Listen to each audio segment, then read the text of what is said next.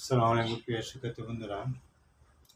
আজকে আমরা freelancer banking এর প্রথম পত্র নবম অধ্যায় ঝুঁকি ও মুনাফা হারের সম্ভাবনার মান না দেওয়া থাকলে যে সূত্রটি ইউজ করা হবে সে সম্বন্ধে আমরা আলোচনা করব। তাহলে দেখা যাক, আমরা শুরু করি।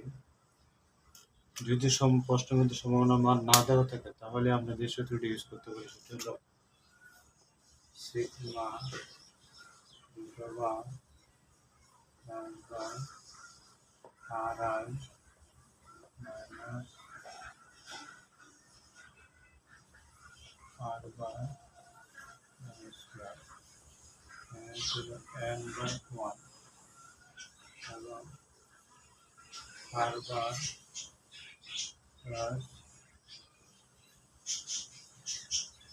ri n এবং cp sigma ri এবং 100। প্রিয় শিক্ষার্থী বন্ধুরা, যদি প্রশ্নের মধ্যে সম্ভাবনার মান দেওয়া না থাকে তাহলে আমরা এই সূত্রটি ইউজ করতে পারি। এখানে আদর্শ বিচ্ছেদী মানে পরিমিত ব্যবধান আদর্শ বিচ্ছেদী, এটা আমরা এই সূত্রটি ব্যবহার করতে পারি।